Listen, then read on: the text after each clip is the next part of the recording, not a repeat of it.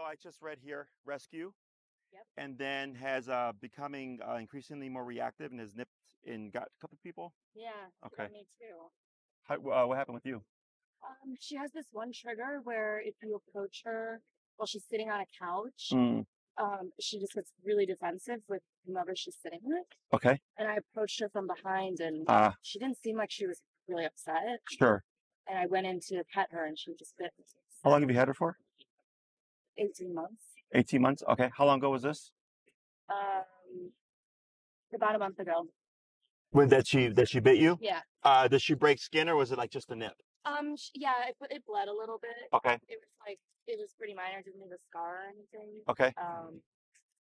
But she bit my mom when she first moved to Chicago, like 8 months ago. Okay. And also broke skin. Okay. Yeah, she's just been getting kind of worse recently. Okay.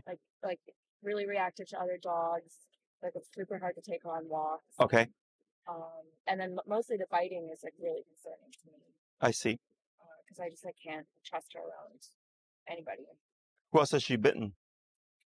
She kind of like nips at people. Like if I was holding her once, my grandma came to pet her. Mm-hmm. While I was holding her, she tried to bite my grandma. But just the two bite incidents with me and with my mom. Okay. Actually, like broke skin. Okay. Now, was it a puncture or was it more like she just broke the skin? Just broke the skin. Okay. Like, it wasn't very bad, but it was Okay. And then what did you do in response when she bit you? I said no, down. She knows down. So I said down. She gets down off the couch. Okay. I mean, I was like bleeding. Sure. And then what did she do it afterwards? She will cower a little bit, took her ears back. She's Okay. very ashamed of herself. In the beginning, when you first got her 18 months ago, how was she? Very sweet. Okay. You know, she wasn't super reactive to other dogs at first. Okay. For like maybe a 2 month period, I didn't notice many behavioral issues, Okay. except that she has been a beast to potty train. Okay. She just will not.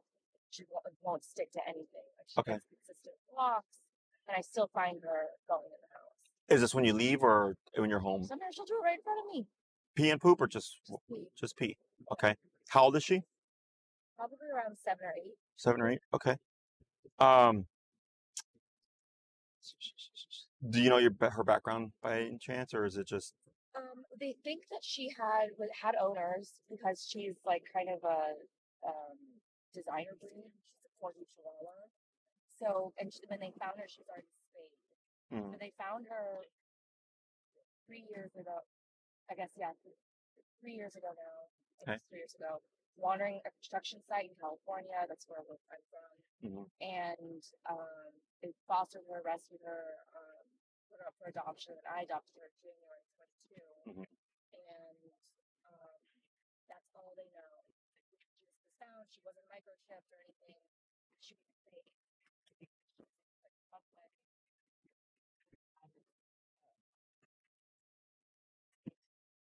Okay.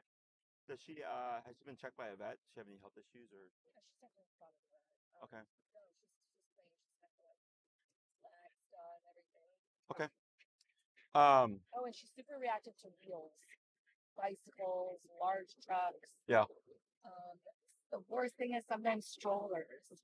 Okay. With the wheels on the stroller, and then that's really bad. She'll bark at a little baby. Yeah. I can't take her around. I see. When she's barking at babies, I get screamed at. Really? Well, yeah. I mean, if there's a little dog barking at your stroller with your baby inside, that's I funny. would scream at the owner too.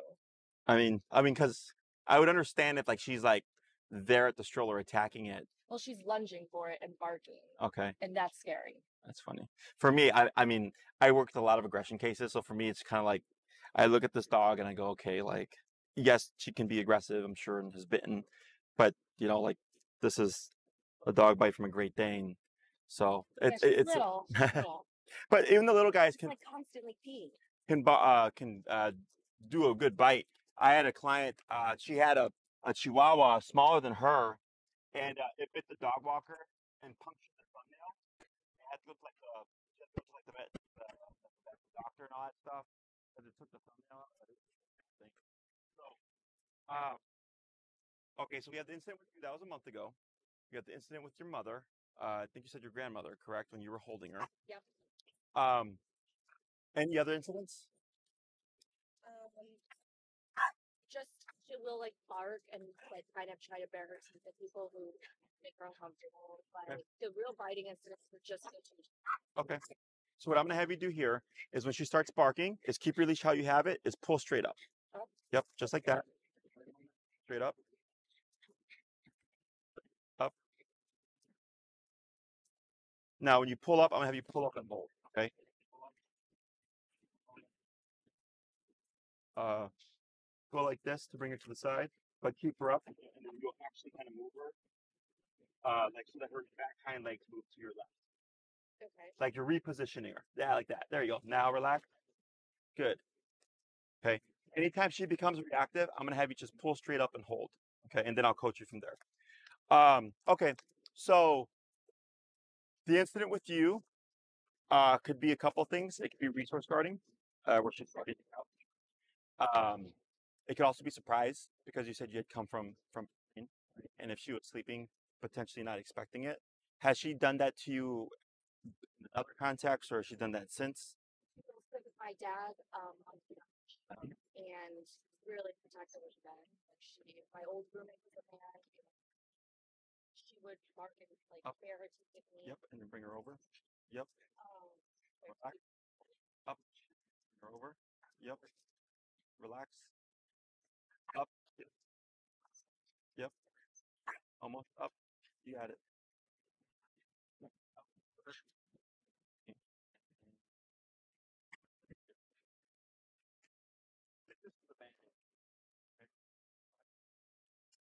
yeah, she's like really defensive around that. It has a tight relationship with my dad, and yeah, she was there for me. And You have a bubble left arm. um, There you go. And relax. so yeah, she won't let anyone sit near him when she's sitting with him. That Randy, he she was sitting up, and I didn't know it was triggered. I went to pick her up, and she. So guardsman. But same with me too. Like she'll treat me the same way. When I was with my mom,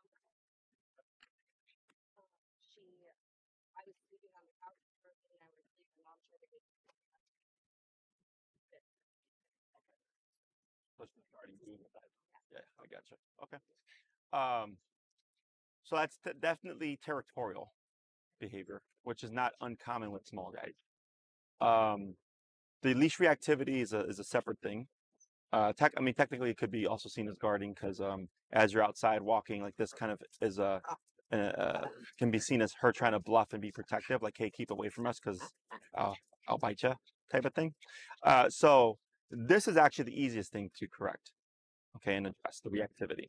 Because I don't care how she feels about that dog, but I just care that she does not bark at that dog. That makes sense. Whereas in the other context, where it's like, let's say, she's with the male, right? And you go to approach that male, and Yeah. it's okay. Okay, hold right there. So we'll just watch how high we go. I don't think I have a regular one with me. No. I had put a slip leash in my backpack. I took it out the other day and I put it in. What is that? Slip leash. It just goes around the neck. Um, so that is more difficult because if if she's next to you or like a male or whatever, and she starts to guard them, um, there's no making her like if so let's say she's in your space and I come towards you, right? And she starts to guard you. We can't make her like me coming into your space. Does that make sense? There's exercises that we can do, but there's no guarantee of like, oh, one day she'll accept people because no one, no one can make you like that. That is your decision, right? So maybe like to give you an example, I used to not like sushi, like, right? Then a buddy of mine was like, hey, how did that deliver on? And I was like, okay, I tried it, I loved it, and then from that, I tried other types of treatment. I left it. Right? But at the beginning, I just had this kind of stigma. Like, and then after trying it, I decided I liked it. So for dogs, when it comes to things like that, unfortunately, we cannot change them. We can't change that mindset. We have things that we could attempt to do, but there's nothing to say to the dog one day and say, "Oh, sure, I like people clean up." Okay. Does that make sense? Yeah, and I know that she's like it's harder to train dogs for age. Is that not true? I went to another dog training, one of the first one to Chicago like 9 months ago, and I mean I just didn't think it was going to be worth the money because it was guaranteed because of her age that it was really unlikely. I've trained dogs that well, because the issue here isn't open. Okay? And even if it was obedience, it doesn't matter. The issue is behavior. Okay? So behaviorally, even for humans, at any point in our lives, we can learn. Right? For dogs, same thing. Like let's say right now, um, she's barking at the dog. The dog doesn't care, comes up to her, and she bites the dog and say like, "Hey, you want to respect my space?" Dog bites her back, okay? And she goes, "Oh shit, I've never had that happen before." Right? That is now a lesson. And even though she's 7, 8 years old, she's going to learn a lesson. Right? Now, whether or not she will respect that correction is a different conversation. Okay? So what we end up having in that situation is she corrects the dog coming into her space. The dog corrects her back. She has a decision. Okay, I either correct this dog back, correcting me, or I accept the fact that this dog is more dominant than me and just submit. That is the conversation. Does that make sense? Yeah, I mean, it totally. I have a question. Right now, she's outside. We've been living with my parents. She has their dog, which is a 2-year-old, able to retrieve, and she will not give up. This is like an 80-pound dog, and she has not let up and like let go of any kind of territory. And she will fight with him, like she'll bite the inside of his cheek. Like it's kind of like her playing. Really too aggressive, but she's never given up. Her. Yeah. But has the goal to No. yeah. Because there's no assertiveness back. It's a dopey golden retriever. That's how, right? So she's like, well, there's nothing to fear with you, right? You're a goof. I'm gonna just keep asserting myself. Once you like, I have a case right now. The 13-pound Bernedoodle, mint Bernedoodle, whatever, and the owner's not with the dog. Okay. So for the training, we need the collar, and she's like, right. And I was like, I saw she was nervous. I was like, I'll do it for you. She's like, but he'll bite you. I'm like, it's okay. And she's like, are you sure? I'm like, yeah. And I went to go put the collar on. He got a little bit snappy. I held him. He freaked out. He started rolling around. He tried to bite me. You can see it right there, right? I put the collar. He stopped. I put the collar on him, and I said, here you go. And then she's like, how did you do that? I'm like, well, I know he's not aggressive. He's just a bully. Because if he was really aggressive, you would have punctures all over your hand. I was like, you have scrapes. A dog that wants to do harm will bite you. Scrapes are not bites. Okay. So when you told me like that she broke skin, and I said, is there a puncture? And you said, no, she just broke skin. She like, I get that, right?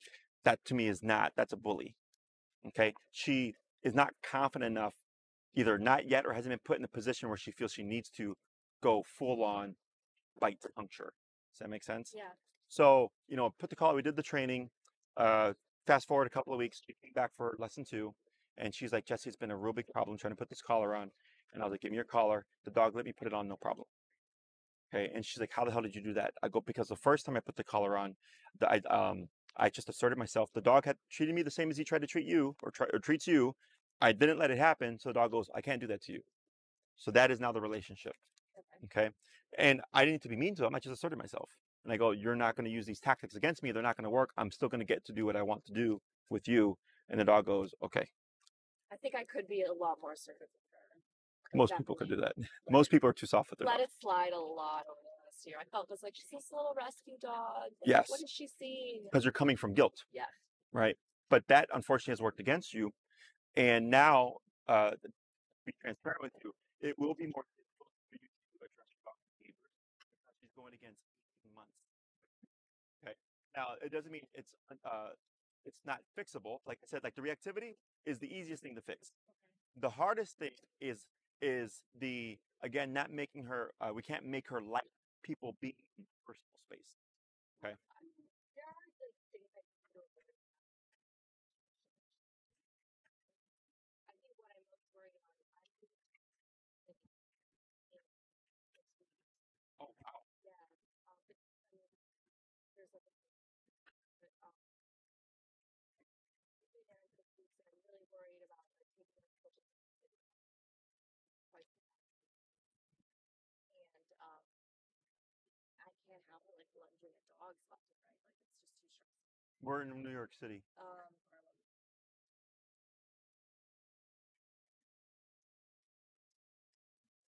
Is that near?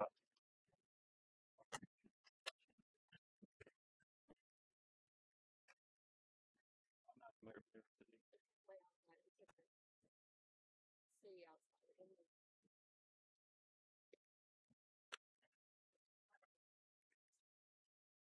What about New York? New York. where do you what? What about New York? New York. It's Manhattan.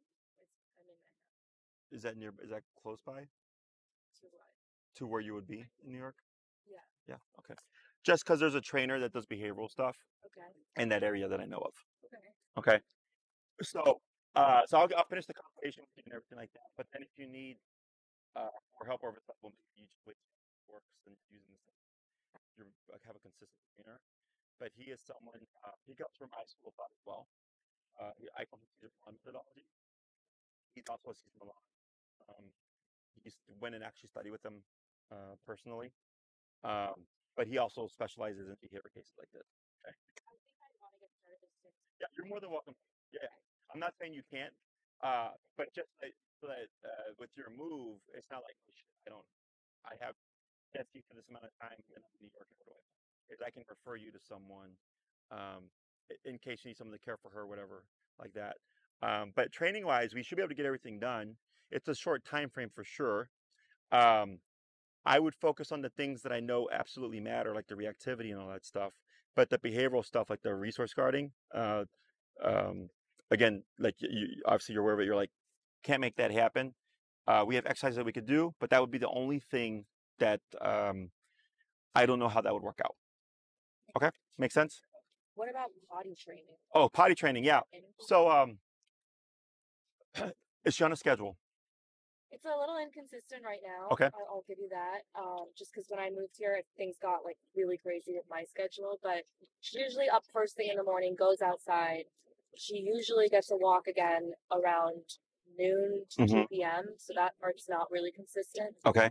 But the thing is, like, she'll just go pee whenever she wants to. Sure.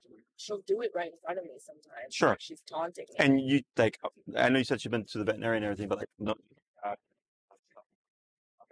When she pees and you clean it, is it clear, light yellow, or yellow? Usually pretty yellow. Pretty yellow. Okay. So okay. I mean, it depends. It honestly depends how much, like, what time of day it is. If it's Okay. later in the day and she's had no water. Up on your leash. Like, sorry. No, you're fine. Oh, yep. Yeah, if it's later in the day. Yeah, usually it's kind You have a crate. of, I have like a gated thing. I've never put her in a crate. So we So when we deal with potty training issues, no matter the age, we always go back to the basics, but basic puppy potty training. Okay. The crate's gonna be your best friend. You want one. It's probably gonna be like a 24 incher. Uh, uh, uh, if you tell them like, my dog is like, 80 pounds.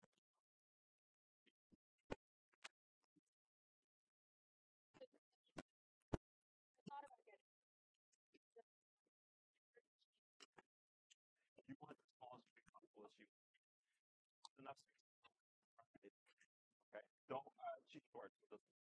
Sometimes people care like if the dog is like this, right?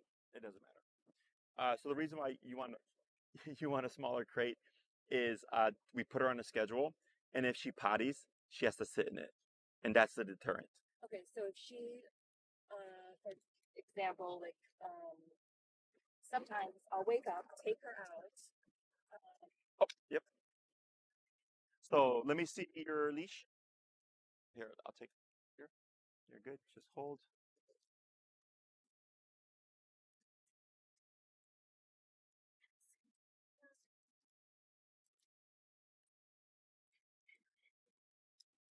Yeah, she's also really hard to find. That's not like a choke collar that will like a vest that will fit her that she can't get out of. So, Have you do. Does she have any trach issues?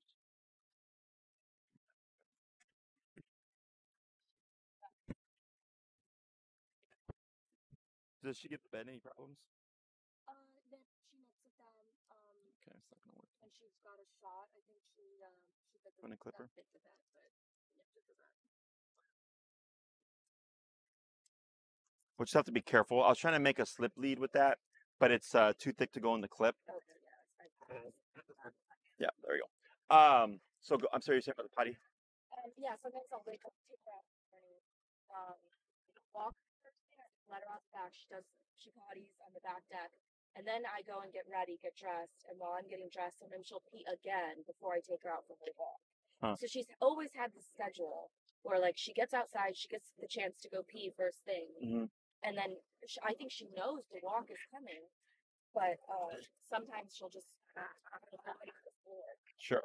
So what we would do is with the crate is you would let her out, but then instead of letting her be free, I would put her in.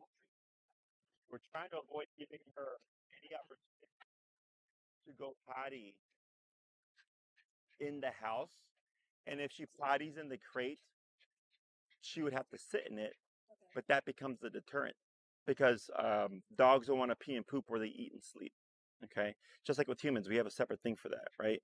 So we use that to our advantage. So like I let her out in the morning, and I know well she has this habit of peeing as I'm getting ready.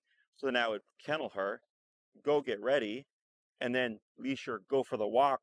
And then if she did potty, she'd potty in the kennel. Does she have to sleep in the kennel? Because sometimes I'm worried. I wouldn't want her to sleep in the kennel. She has a double bed. And I'm also thinking ahead to New York. Does she have to sleep in there overnight? Sometimes Depends. she could get out of the bed and Does she potty overnight? rarely. Okay. So then I would say. Sometimes they wake up and I'm like, oh God. So then yes, in the beginning I would until we have consistency. Okay. So this is nothing bad. You may feel bad, but for the dog, it's nothing bad. Dogs are denning creatures. Okay. Now, most likely, because she's used to just having her way now, is she's probably going to bark in the kennel, and then we'd have to correct that. Using the training collar, most likely, would be the easiest approach. Did you do your actually? Did you research on how we train? Like, I know you guys use like force collars. Yes, remote collar and prong collar. I have a remote collar. Okay, what does it do? It vibrates and it shocks. Okay, and it makes a noise. Okay, did you get on Amazon? Yeah. $80. It was something expensive. Okay, expensive? I mean, it's something like for me, it was like $80. Okay, sorry. For a collar. So unfortunately, that would be garbage. Okay. The ones that we use, the one that she would need runs around $237-ish with tax. Okay. Now the reason why that is the Amazon ones, the way it's we call it stim. Okay. So we don't call it shock because it's not electrocution.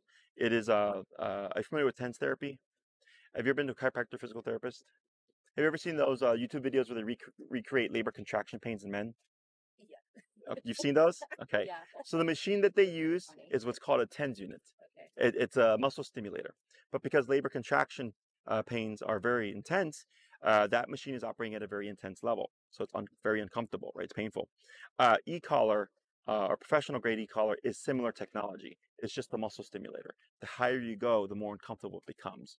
The cheaper $40 to $80 ones that you get on Amazon, the way the stim is delivered is not the same. Okay. So I'm not against it, but it's just so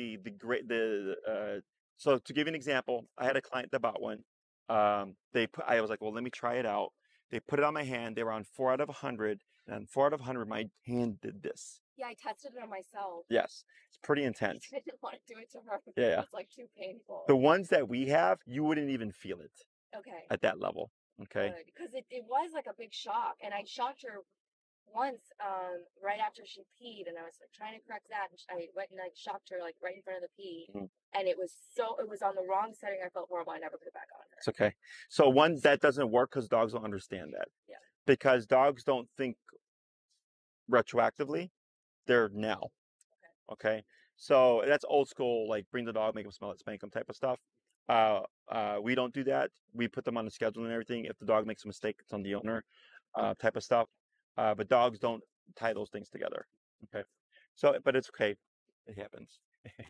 So, we use the correctional tools because dogs are physical creatures. Your dog has given you great examples of that, right? She bit you from coming behind. She bit your mother. She tried to bite your grandmother, right? She has no problem at what, 12 pounds? Yep. Applying physicality to you. So technically speaking, we're able to apply physicality back. Okay. The issue is because you have a small dog, people tend to have hesitancy because they see small dog, but dogs don't see small dog. Okay. Dogs see energy. So like I meant earlier, I mentioned if she tried to bite, you know, another dog, that dog could be 80 pounds and go, I don't care that you're 12 pounds, you're not going to try to bite me. It's just, okay. So, but humans, because we're logical, we have emotions and stuff, we have just, so that's why we correct it. Because it is, since she has not had formal physical consequences for things that she does that we agree with, she now have what I would call a domineering dog. I'm a dominant dog, domineering dog. You know what the difference is? Dominant dog knows that it's dominant. And a dominant dog, more often than not, doesn't care about shit. But you're dominant. A domineering dog has what I call false confidence. They have gotten away with things. Like, let's say, yeah, I go to pet her, she's like, well, I don't want you to hit. Right? In her mind, she was happy. Gotcha. It creates false confidence. So then over time, that false confidence grows low. And then and it starts to spread. But now the bully spread. Domineering. So that's when I see this kind of stuff. I go, okay, this is me. Okay. Now, again, not to say that if I like, let's say I go to touch her and I really push her, she may nail me pretty good because I push until she decides like, okay, now I need to teach her lesson. Okay, but it's because I put so much on her, right? In the instant that she nipped or bit you, if she really wanted to harm, she would have. Okay, like the Chihuahua I talked about earlier, he was for real. Thought about her that she'll bare her teeth and growl, but she's never really asked. Yeah. It's only been twice. Yeah. So if there's been plenty of opportunities and she's like never taken it, like that to me tells me there's dogs that I can't even walk in the house because they'll just bite, like they'll just attack. Okay, that's aggression. Yeah, I know Okay, she's that. this is a reactivity. This is a bully. And this is a dog that's gotten their way for a really long time, and it's very common with little guys. Is now just a domineering bully. Okay, is that all making sense?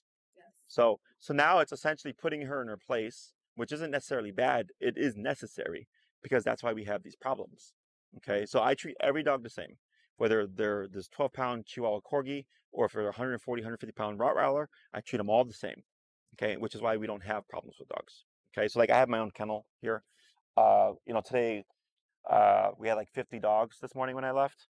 Quiet, no barking, no whining, dogs doing treadmill, dogs laying on their dog beds, dogs playing, just quiet, right? Because we've all learned the structure of these are the things that are not allowed and these are the things that are allowed, okay? But that's what discipline provides. So for your dog, that's essentially what she's lacking is formal consequence and discipline. Obedience will play a small part in it because it is necessary to teach her the thing. But you're teaching her how to sit is going to fix the reactivity. So the reason why I'm having is if she had a regular flat collar, okay, when you pull up, it creates this discomfort, right, on the throat. We're not trying to choke the dog out, but we're applying discomfort when the dog does something we do not want. So she should be wearing a collar. No, I don't even have a collar on her right now. You're fine. With small dogs, people tend to avoid collars because when the dogs pull, it puts pressure on the trachea. Like with Yorkies, they're known to have trachea issues, and you don't want the trachea to collapse. So we avoid it in certain cases, right? With little guys, I don't care too much because they are little and it's very easy to just pick up your dog if necessary. But when we're dealing with bigger dogs, for sure, it works against the owner. Okay, so what do you? She does have like a lot of neck fat. Sure. Yeah. Do tend to avoid putting a collar on her because it's like it will slip on the dog. Hmm. Um, but if you think it's easier to do the pull-up method with a collar, I mean, I don't think you're gonna have any issues like being in discomfort. There's just so much It's okay. Yeah. extra fat there. Yeah. I'll explain all The that. torquing. So with that, we would have pressure in the throat, right, which creates physical discomfort. And then so like right now, let's say you did have a collar and you were doing this, she starts to think, okay, every time I start barking, this physical discomfort, I don't like it. How do I do it? How that works? Okay. Here we're doing the same technique, so to speak, but with the harness where there really isn't any physical discomfort. But with this step is that for dogs, good job. For dogs, this unnatural state. Okay, she's used to this. More falls into this, right? So when you do this, the dog's like, okay, I got to balance myself when I'm trying to bark, but she also can't go full force into it. That's what you do to it. Yes. So when you take that away, the dog loses a lot of the motivation, and they're like, okay, this is kind of awkward, and it's kind of settle. That's why I said it's a band-aid. This isn't a real fix, it's just a band-aid. So there's tools, prong collar, spiky looking one. Have you seen those? My other dog. So that's designed to make the dog better. Someone will look at it and go like, "Oh my God, that looks torturous," and I go, "No, it's meant to literally mimic dog teeth. That's why it's designed that way." So if I pulled up on that prong collar, I'm biting the dog. As soon as the dog stops or whatever, or maybe I have to do a correction to create a biting effect, the dog goes, "Okay, I don't like that," or "I don't want to be bit, so I'm not going to perform that behavior." That's how they operate. Okay. With little guys, I don't really do prong collar because they're so small. Um, and for all our dogs over 6 months, they're all trained on remote collar. Okay, the reason why I use remote collar is because, in my opinion, it's the easiest, most effective training tool there is. Okay, right off the bat, we get off leash control. So if the dog were to get off leash, I still have means of communication. Okay, so that's one thing. Two, when we're working with these little guys, it makes it much easier to work with them because if you're using a tool like a prong collar, if she's being reactive, the way a prong collar works is you would have to pop on the leash to create a biting effect with the prong, but she's so small. And like I have a Chihuahua, he's 8 pounds. And when he first came to me, he was very leash reactive. Okay. And at that point, I was early in my career. I was only doing prong collar. I wasn't doing lead collar. And they do make prong collars for stuff. So he would be reactive and I would correct him and he would just continue to be reactive. So I would correct him again and I would have to correct him so firm that he would spin and then he would stop and become reactive again. And I would have to correct him 2 to 3 times where he would be spinning before he finally stopped. And people would be like, what are you doing to the dog? I was like, he doesn't stop. So I have to keep correcting. It may look bad because he's spinning because of the force that I'm giving, but if he continues the behavior, then clearly it's not enough to deter him. Does that make sense? So with the remote collar, I don't have to do that. Everything's at the press of a button. And the collars that we use go 0 to 127 and 1. So his is super soft. The remote collar, his number is 20. It's super subtle. You would barely feel it. But for him, it's like, okay. So now I'm not having to yank them, and I just press a button, and it stops things. Stop correct the thing we're going on. Okay. So what we do with reactivity cases is we don't come in looking to correct the reactivity. We have to teach foundational obedience through heel. Heel is walking with leash. Okay. So part of the reactivity is your harness. This harness actually promotes or exacerbates reactivity. Yes. Have you ever heard of opposition reflex? Opposition reflex is when a dog or an animal feels pressure and they want to go against it. She pulls forward, you pull back, she pulls more forward. You pull left, she pulls right, you pull right, she pulls left. They want to go against it. Okay, it's normal. When dogs feel pressure and they go against it, it creates frustration. Many years ago, I did protection training. Is when we trained dogs to be aggressive on command. You know, like the canine dogs for cops. Okay. You know what we put on them? Harness. Because we don't want a collar. Because when they're lunging, we want nothing inhibiting the throat. We want tension. We want them to get frustrated. We want them to want to get to the threat. So we hold them back. We have an agitator, right? Being suspicious, doing things to piss off the dog. The dog starts to bark, and we might reward it through praise and or letting the leash go to allow the dog to pursue the threat. Okay. So when people put their dogs in harnesses, uh, in some cases they're unintentionally reinforcing or creating protect the dog. Okay, this is super common. It's very common with small dogs as well, because a lot of small dogs are put on harness. Now, um, uh, there's such things called as a no pull harness, and what that does is it puts the foot on the front to defer the pulling tension to the sides, and the dog pulls. You'll literally see it pull the legs to the side. But harnesses are meant for pulling. Horses use harnesses to pull carriages. Huskies use harnesses to pull sled. Right? They're meant to. So there's time and place for them, but for the average dog owner that's walking their dog or what have you, it just creates a bigger problem. Right? So when I'm walking her now, do you want me to switch to this? No, you would just use what you have for now. Okay. Should you move forward with training, then we would change up the equipment. Okay. Where she would be on a regular flat collar with her e-collar and then really just flat. Okay. So we teach heel first, because e-collar is unnatural to dogs. They're not meant to have their muscles stimulated. Strong collar is more natural because of the biting effect. Okay. So we want to introduce the collar to the dog, in a way that's we're going to repeat it regularly, and it's non-confrontation. Okay, so what you did with the potty training stuff is confrontation, right? You put it on, you wanted the corrector, you put it, like there was a lot of just like, don't do that, right? That's confrontation. When we're doing the healing stuff, there is no confrontation. It's neutral. Okay. I want the dog to learn that this it can absolutely be, but we want the dog to understand it. Okay? It tells her what to do, and it tells her what to do.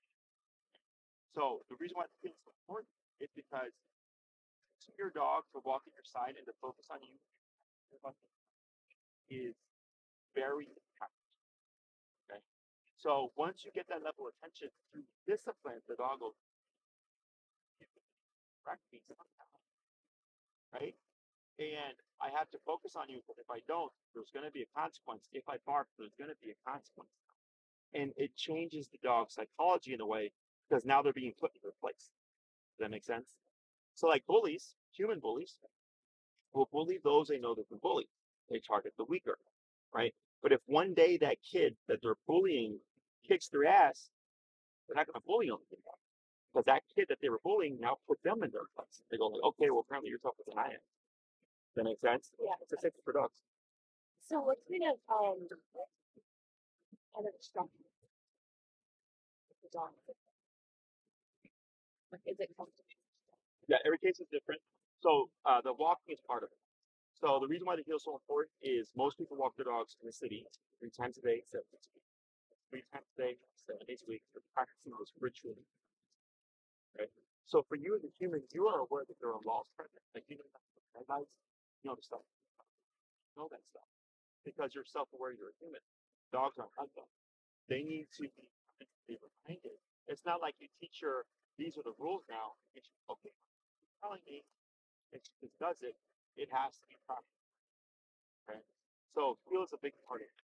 So it allows us to layer the collar, correcting that we don't want. Then I go, what does it fit? Okay. So like I get dogs that like chew up the house. Okay. And then the owners will do one class on e-collar heel. They'll come back and test the dog structure. Chewing usually tells me this frustration. Frustration comes from okay, structure for a dog and structure for you is I wake up, your breakfast, go for another walk, come back, I leave that route for lunch, go for work, come back, the route for after work, dinner time, snuggle, watch TV, go to bed. Right? That's human structure. Dog structure is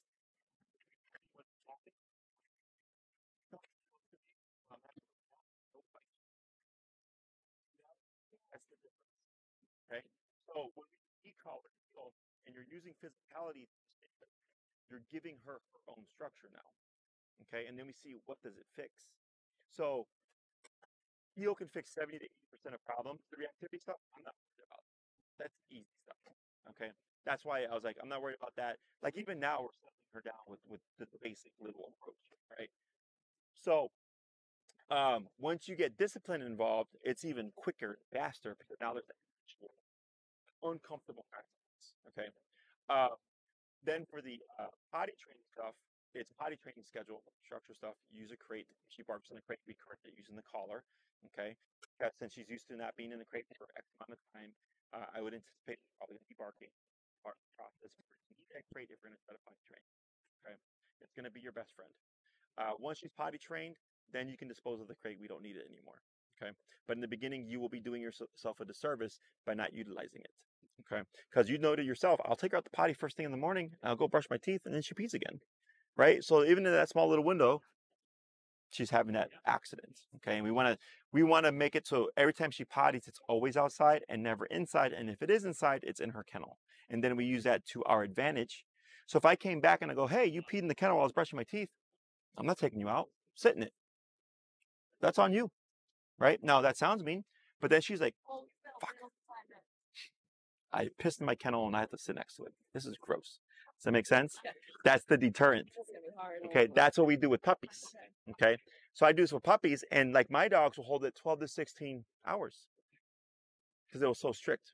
Okay, now do I make them do that? No, but sometimes they get really busy. They don't come home on time, and they hold it, and I take them out right away as soon as they get home, and they go potty. Yeah, that's what I'm worried about. Okay, so and that's why I asked about the other stuff.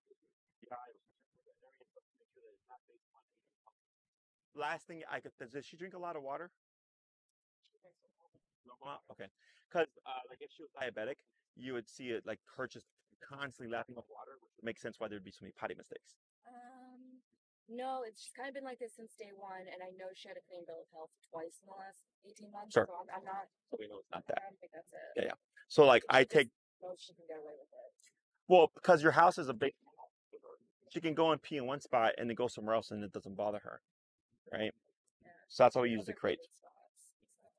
And she is spayed, right? Potentially marking, pending when she gets spayed. If she gets spayed later on in life, the instinct of marking.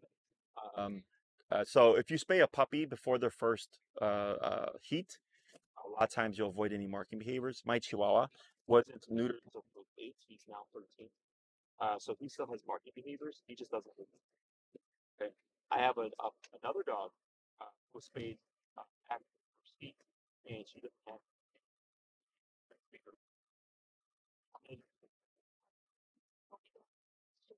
She'll. That's marking. Yeah, that's okay. We can correct that to a degree. Okay. I mean, if it's on a walk, it's not. I mean. Yes, but what? So because there's marking in the home, I want to deter the marking outside. Once we fix the problem in the home, I can care less.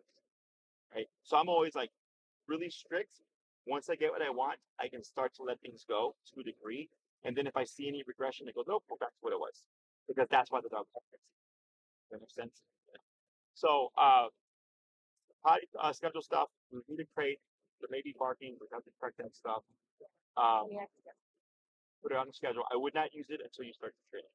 Okay, because if she starts barking in the kennel at this moment, you would not have any roaming. Okay. I get the point. You can get it to me. You can order on Amazon. I don't care where you get it from, but I do care that you get it correct. Okay, and then did Tina book your consult? Yes. She will send you the make and model that you need to get. Okay. And they, but the 237-ish, these colors last for years. Okay. Mine last for like 10 years before they finally crapped out. So it's an investment, but they will last a really long time. Okay. The model that you're getting is fully waterproof, both the transmitter, the remote, and the receiver, which is the collar. So you can go swimming in it, and you could have the remote in your hand, be in a pool, enjoying a margarita. Nothing's going to happen. We just want to make sure that the target ports are closed, the user manual, so you can do read all that stuff. Okay. So first thing in your particular case is the heel is 52 classes. Okay, 1 and 2. Third class for potty training. I'll probably email you the directions. It doesn't really make sense to use class for potty training just because potty training is easy. It's just a matter of doing it. Okay? I would rather you use your in-person classes for the shit that really matters. Okay, like the aggression, the resource. Okay, and then if it's like Jesse, this is a problem. Can we just have a session in person? It's me just really regurgitating a lot of information to you, and then making adjustments to things. But if I send you an email with all the information, you could just ask, like at the beginning of every class, I had this problem with potty training. We would discuss it, and then we'd move on. And that would be the best use of your time. Correct. And we do it there? Yes, for like the outside stuff. If we need to work on anything like resource guarding, you said you're in the area, correct? Cool. Is like you could do an in-home session, There's just a $50 upcharge. I know you're local, but because it pulls me from here, I have to leave, go over there, come back, and then we No, get that makes perfect sense. Yeah. Thank you. Yeah. Sometimes people are like, I live right there. I'm like, I understand that, but I got to like leave and come back. And like right now, I had a client. I'm usually pretty back to back. That it takes me away for a little bit. So we could do that, right? Come into your home. Like, does she have issues with like people entering the house and all that stuff? Yeah, and even when the mail comes in. Okay. Reactive. We could work on that. Okay. Right. So what? Sorry to but I mean I'm moving with her. Is that work? Nope. Doesn't matter. Because you would just actually, if anything, it helps. It works to your benefit because you started on a new slate, and you just transfer everything. So now day one and it's yours. Does that make sense? Yeah. So and it doesn't matter. Like I've had clients do one class, they go on vacation for 2 weeks, they come back, nothing changes. That's what I'm worried about too. Yeah. I only got this appointment and I already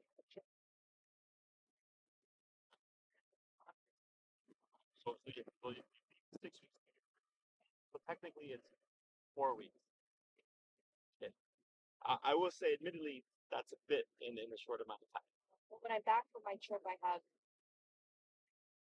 3 weeks, no, 2 weeks. So it's like you're 2 more weeks here, gone for 2 weeks, 2 more weeks here. Not, I had someone that we did everything. So it's not like the okay. Yeah, I mean, I started this months ago, but No, you're fine. So, the because it's me teaching you. Like right now, I just showed you something. Yeah. To calm your dog down. I didn't need to touch your dog, right? That's how this works. Because I already know how to handle this. You need to learn how to handle it, right? And plus, since we film things, I send you the links. So then, if you ever like you move to New York and then you're like, "What did Jesse say about this stuff?" and just watch your videos. It's great. Yeah, so you always have it as a reference, you know. So they used to be public, but then there was some TikToker that was taking chunks of our videos and then talking a lot of shit about us, and then their followers are leaving us voiceover reviews. Yeah, I know. So it sucked because you don't know how many people emailed us going, "Your videos are so great because I didn't like e-collar, I was afraid of it, and I'm watching videos, I see like, okay, like this is actually what you know." But we still do it. We just have to link to clients that refer to them later, and then we just take snippets and then use them for educational purposes. So, but yeah, so you also had that as well at your disposal. And then I was telling my clients, even after meetings, you always have me as a resource. Okay, so if you move to New York, 2 to 3 weeks go by, something else comes up, you email me, "Hey Jesse, this happened.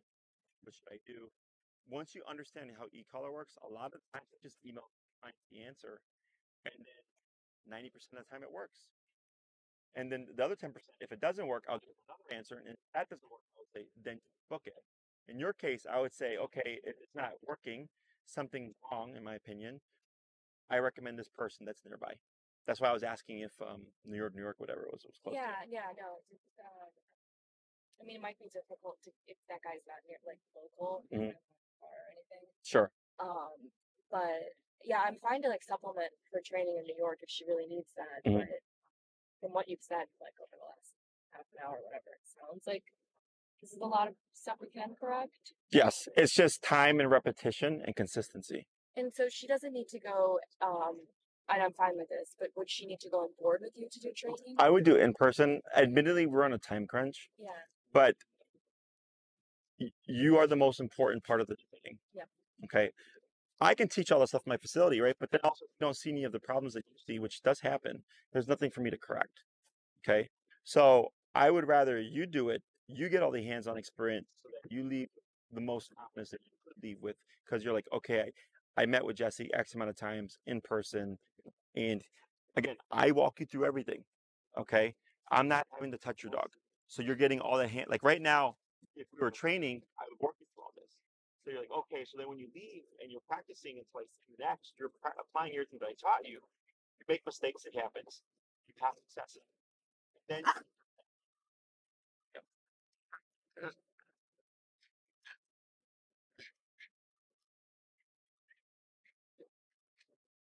you come back, and then we review things, and then we work on the next thing. Right? That's the one thing about how we train is that one, we're here. We're not avoiding the problem. We're not in space. So you're getting real time in the moment. This is happening, and I'm addressing it. Okay. Other questions?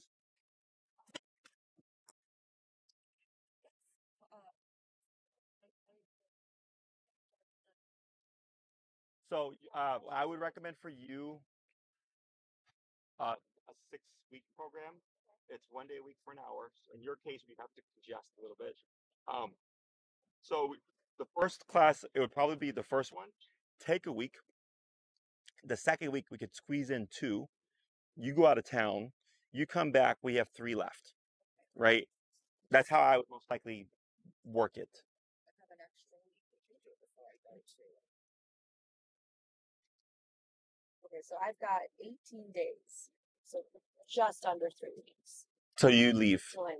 Okay. And then how long when you come back till you leave to New York?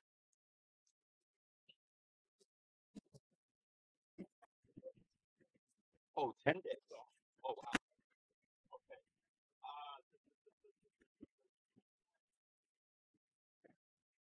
We would probably try to cram 4 and then 2. Okay. Because doing 3 in 10 days would be very tight. But doing 4 in 18 is much more. Why not? Oh, you mean 18 on the. So, Correct. okay. Yeah. That That would. means we could do another session this week, 2 next week, and then 1 the following week.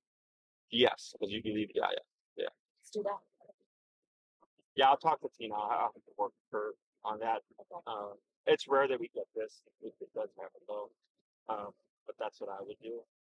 Um, and then just be aware that it is going to be a bit stressful because we're cramming so much in such a short. Okay, so just heads up. Okay. But that's how we push through things.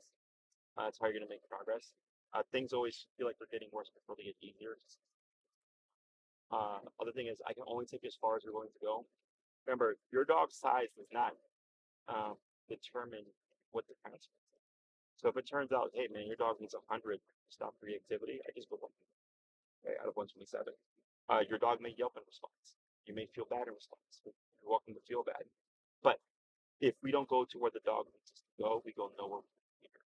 I mean, it's fine because my other option right now is having to relinquish her.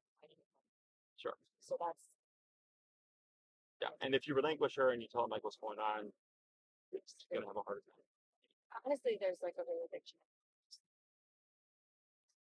That's typically it's too much liability, and they're harder to home because of that. Because you're essentially telling something like, "Here's liability." Yeah, I know. I'm all in it.